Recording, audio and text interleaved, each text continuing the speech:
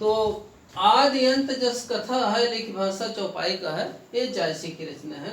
अगला है छठा, पीयूषो कहो संदेशना, हे भौरा हे काग, शोध हन बिरह जरि मुई, तेहिक धुआं महिला।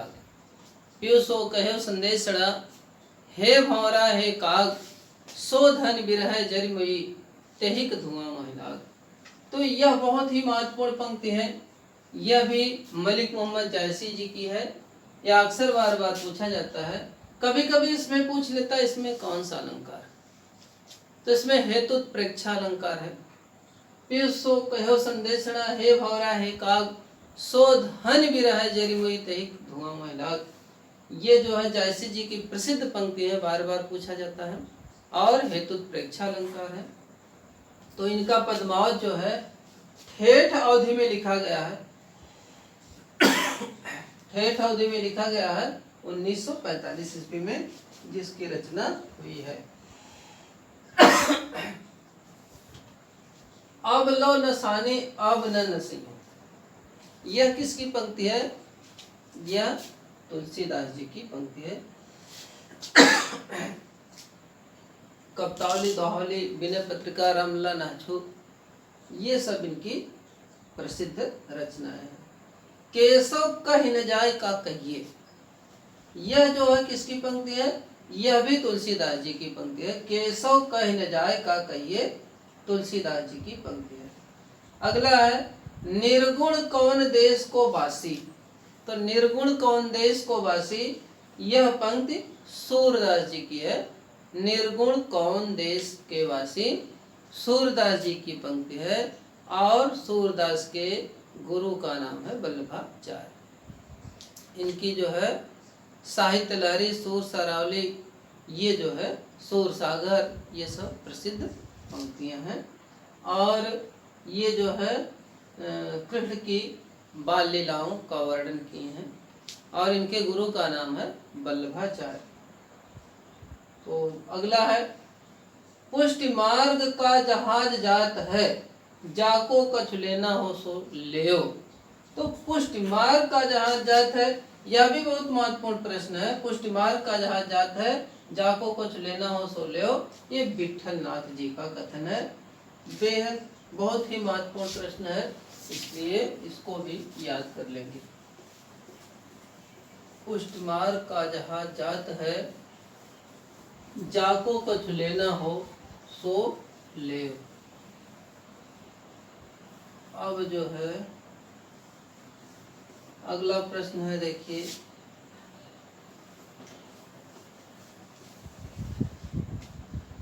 कि सूर की बड़ी भारी विशेषता है। सूर की बड़ी भारी विशेषता है। सूर की बड़ी भारी विशेषता है।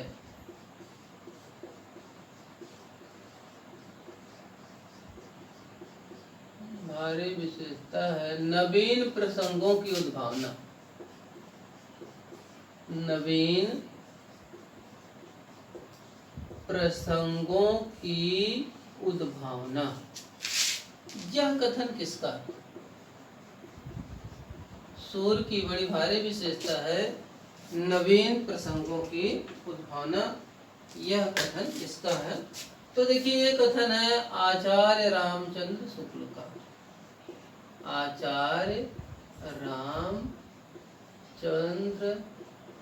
शुक्ल का सूर की बड़ी भारी विशेषता है नवीन प्रसंगों की उद्भावना, आचार्य रामचंद्र शुक्ल का कथन।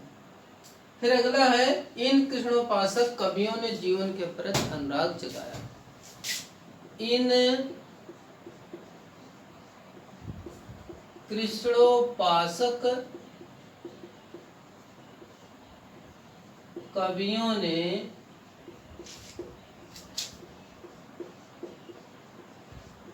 जीवन के प्रति अनुराग जगाया।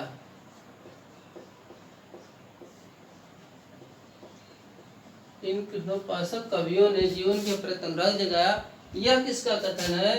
यह भी आचार्य रामचंद्र शुक्ल का कथन है। आचार्य रामचंद्र चंद्र शुक्ल, यह भी जो है आचार्य रामचंद्र शुक्ल का कथन है। ये देखिए, इसको दोहरा दिया जाए, पुष्टि मार्ग का जहाज।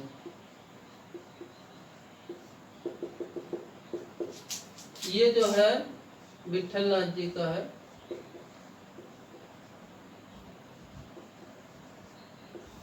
पुष्टि मार्ग का जहाज जात है, जाको कछु लेना हो सो लेओ। तो ये विठल नाथ जी का कथन है। अगला है देखिए, सूर होके ऐसे घिघियात काहे को है। सूर होके ऐसे घिघियात काहे को है, कुछ भगवत लीला वर्णन कर। कुछ भगवत लीला वर्णन कर, ये है वल्लभाचार्य जी का कथन। सूर होके ऐसे घिघियात काहे को है, कुछ भगवत लीला वर्णन कर, ये जो है वल्लभाचार्य जी का कथन है, जो कि सूरदास के गुरु भी थे। अगला है देखिए, भक्तन को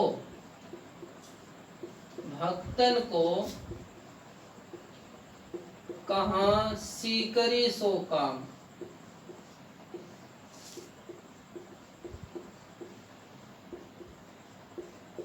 ये है कुंभन दास जी का कथन।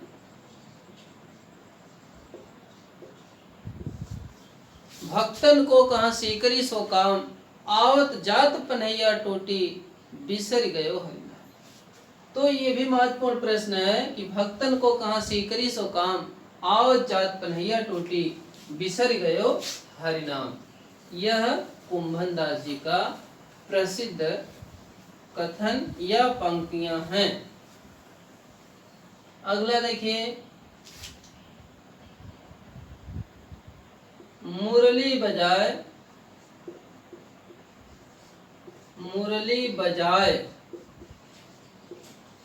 रिझाई लई मुख मोहन को। मुरली बजाए रिझाई लई मुख मोहन को, गोपी रीझ रही। गोपी रीझ रही, गोपी रीझ रही, रस तानत सो सुध बुध सब बिसराई। सो सुध बुध सब बिसराई।